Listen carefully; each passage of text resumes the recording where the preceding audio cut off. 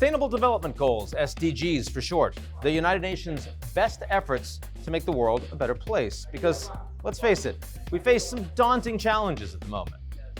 The idea is a global blueprint for member states on 17 different areas of cooperation, including things like poverty eradication, climate change, equality, and education. They were outlined in 2015 with the eye towards achieving them by 2030. But the world is nowhere near completing these goals, and after 2 years of the pandemic, the ambitions of the before times are all on life support. Just take a look at this recent New York Times headline. The pandemic erased 2 decades of progress in math and reading. Scores in reading for American 9-year-olds on the National Assessment of Educational Progress fell by the largest margin in more than 30 years after 2 years of school closures, remote learning, and a diminishing access to education overall thanks to COVID-19.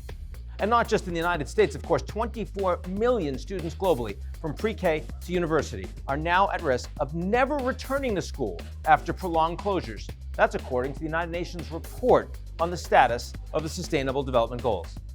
The pandemic has also undone more than 4 years of progress on poverty eradication, pushing 93 million more people into extreme poverty in 2020 alone. It's a brutal blow to the United Nations' #1 goal, ending poverty in all its forms everywhere.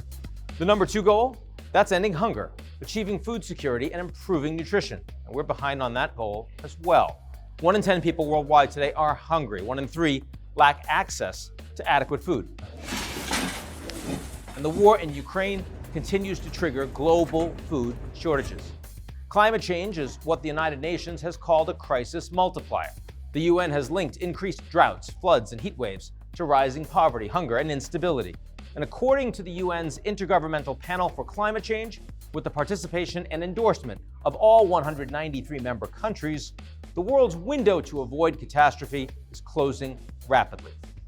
The world is also seeing the highest level of violent conflict since 1946, and a quarter of the world's population, as of the end of 2020, live in conflict-affected areas, delaying SDG efforts to realize global peace.